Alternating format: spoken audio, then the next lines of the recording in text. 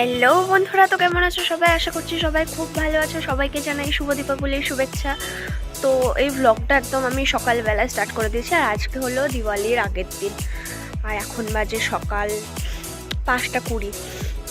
তো সকাল 5:20 সময় আমি ছাদে দাঁড়িয়ে রয়েছি, বেশ ঠান্ডাই লাগছে কারণ নভেম্বর মাস, আর দিওয়ালির আগের দিন মানে আজকে হলো ভূত চতুর্দশী। তো আজকে আমাদের বাড়িতে 14 শাক 14 প্রদীপ, বলা হয় যে এটা 14 পুরুষের উদ্দেশ্যে এক কথায় দেয়া হয়। তো ভাবলাম তোমাদের সাথে শেয়ার করি জিনিসটা। তো চলো ফার্স্টে আমি নিচে যাই কারণ প্রচণ্ড ঠান্ডা লাগছে, একেতে নভেম্বর মাস, আর আমি 5টার সময় ছাদে দাঁড়িয়ে, বুঝতেই পারছো তোমরা আবার অবস্থাটা। তো চলো ফার্স্টে নিচে গিয়ে আমি রেডি হই, তারপরে তোমাদের সাথে কথা হবে। ওটার পর এখন আমি পড়তে চলে এসেছিলাম, পড়াটা আমার কমপ্লিট হয়ে গেছে। এরপরে বাড়ি যাব। তো বাড়ি আমার বান্ধবী প্রিয়াঙ্কা, আমাদের যে মন্দির সমাজবাড়িটা এখানে পড়ে। তো চলো তোমাদেরকেও ঘুরে দেখাই আমাদের সমাজবাড়িটা।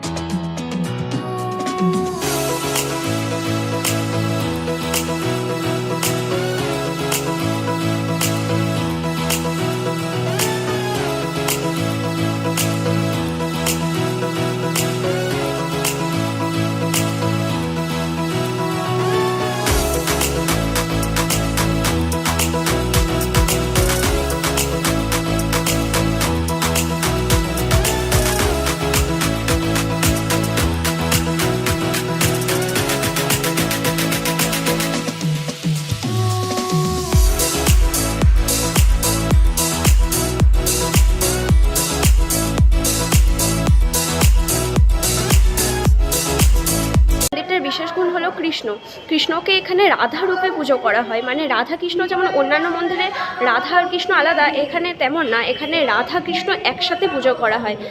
আর এই রাধা কৃষ্ণের মন্দিরে যেমন কৃষ্ণের অষ্টসখী ছিল, এখানে রাধারও অষ্টসখী রয়েছে। আর তোমরা মন্দিরের পিছনে দেখতে পারবে যে বিভিন্ন যমুনার, মানে এক কথায় বৃন্দাবনের যে নদী যমুনা, সেখানে বিভিন্ন ধরনের দৃশ্য তারা ফুটিয়ে তুলেছে। আর মন্দিরটা খুবই সুন্দর, তোমরা একদিন পারলে ঘুরে এসো। আর মন্দিরটার অনেক বৈশিষ্ট্য রয়েছে যেগুলো এখনও আমার কাছেও অজানা, তো জানতে পারলে তোমাদের সাথে অবশ্যই শেয়ার করব।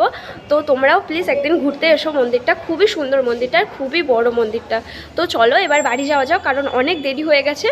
আমি এখন পড়তে থেকে তারপর যেখানে ঘুরতে গেছিলাম সেখান থেকে ঘুরে এসে বাড়ি চলে এসেছি। তো তোমাদেরকে দেখাবো যে 14 শাক, যেটা আমার দিদা বাজার থেকে কিনে এনেছে। তো চলো তোমাদেরকে দেখাই 14 শাকটা হচ্ছে 14 শাক।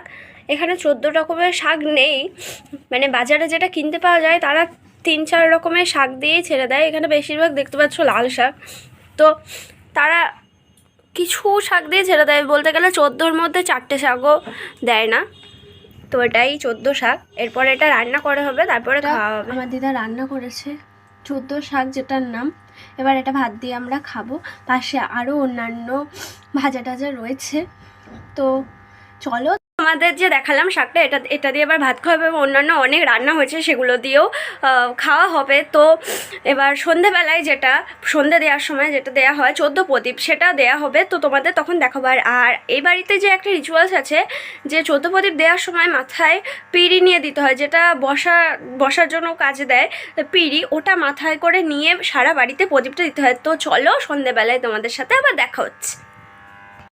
তো তোমাদের যেটা বলেছিলাম, সন্ধে প্রদীপ দেওয়া হয় 14টা প্রদীপ, মানে 14 পুরুষের উদ্দেশ্যে। তো সেই প্রদীপটা এখন দেওয়া হবে। চলো তোমাদেরকে দেখাই প্রদীপটা দিচ্ছে যে।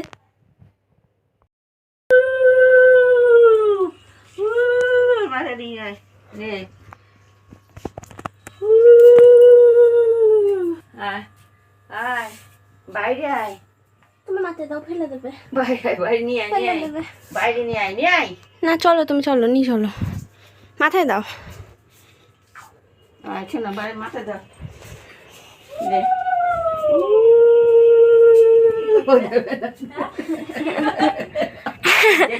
এবার মাছ এবার দেয়া হবে। তো এই যে বাইরে নিয়ে আসা হয়েছে, এটা একটা আমাদের ছোট ছাদ মতো।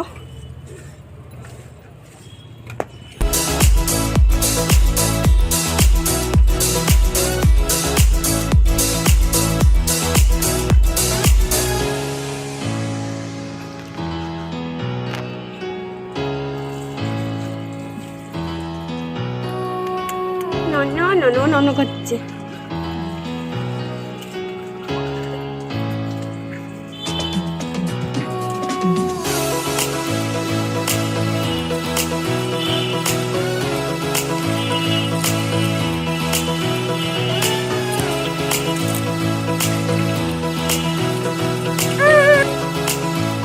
সকলকে জানাই শুভ কালী পুজোর প্রীতি শুভেচ্ছা অভিনন্দন। সবাই খুব ভালোভাবে কালী পুজো কাটাও, খুব সুস্থভাবে কালী পুজো কাটাও। আর আজকের ব্লগটা আর কালকের ব্লগটা একসাথেই হচ্ছে। তো আজকে হলো গিয়ে কালী পুজো, তো আমরাও কালী পুজোর দিন মজা ফার্স্টেই বলে নিই যে আমাদের এখানে যে কালীটা রয়েছে, যেটা তোমাদেরকেও দেখাবো, সে কালীটা হলো গিয়ে আগমেশ্বরী পাড়ার কালী। তো আগমেশ্বরী পাড়া বলতে এখানে একটা বাজারের পক্ষ থেকেই কালী পুজোটা হয়। তো কালী ঠাকুরটা প্রচণ্ডই জাগ্রত এবং যে কালীটা রয়েছে, যে কালীটা একদম দিনের দিন, মানে কালী পুজোর দিন থেকেই কালী ঠাকুরটা তৈরি করা হয়। এবং কালী ঠাকুরটা কালী পুজোর দিন থেকে তৈরি করা হয় বলে ছোট হয় তা না, কালী ঠাকুরটা খুবই বড় হয়, মানে বড় বড় যে ঠাকুরগুলো হয় একদম তাদের মতনই সাইজের কালী ঠাকুর হয়। এবং কালী ঠাকুরটা এতই জাগ্রত যে মধ্যরাতে মায়ের পুজো হয় তখনই দেখা যায়। তো আমরাও সেখানে যাব। তো আমরা যখন যাব তখন হয়তো তৈরি হবে না, কারণ মধ্যরাতে তৈরি হয়ে তখনই মায়ের চক্ষুদান হয় এবং তখনই পুজোটা হয়। তো জানি না আমরা দেখতে পারবো কি দেখতে পারবো না, মধ্যরাতে তো আর যাওয়া সম্ভব না। তো চলো তাহলে একবার ঘুরে আসা যাক যে কেমন কি পর্যায়ে রয়েছে এখন ঠাকুরটা, মানে মা আগমেশ্বরী ঠাকুরটা যে এখন কি পর্যায়ে রয়েছে। তো চলো।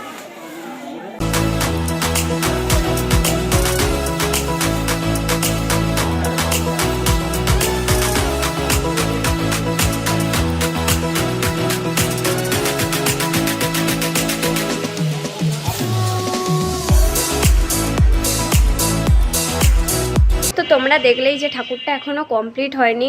আর তোমাদের ফার্স্টেই বললাম যে ঠাকুরটা একদম মাঝরাতে কমপ্লিট হয়, মানে একদম মাঝরাতে যে তখনই পুজো হয়, আর তখন দেখানো তো আমার পক্ষে সম্ভব না।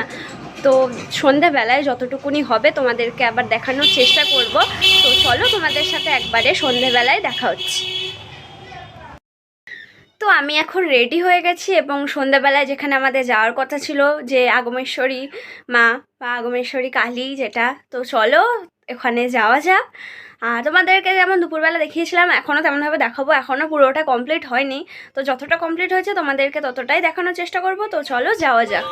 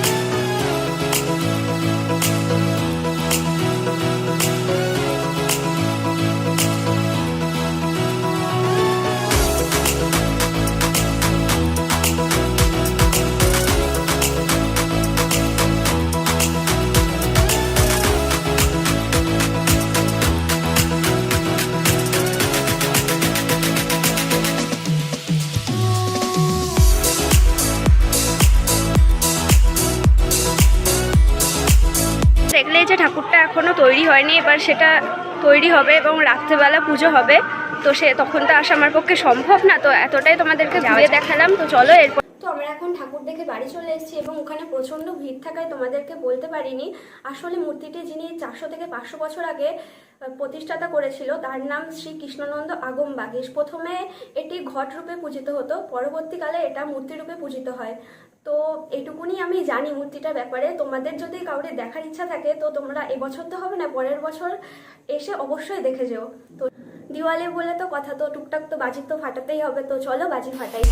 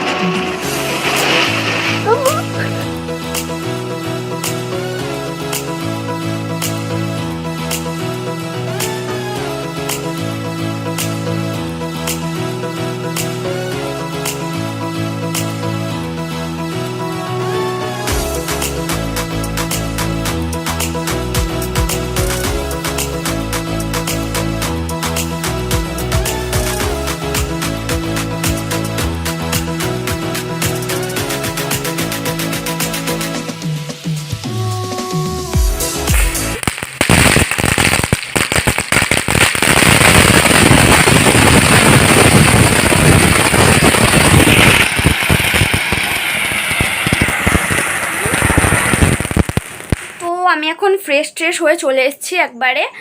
তো এই ছিল আমার দিওয়ালি এবং ভূত চতুর্দশীর ব্লগ। তো ভিডিওটা যদি তোমাদের ভালো লেগে থাকে অবশ্যই লাইক করো আর চ্যানেলটাকে সাবস্ক্রাইব করো। আবার তোমাদের সাথে দেখা হচ্ছে নেক্সট ভিডিওতে, ততক্ষণের জন্য বাই বাই।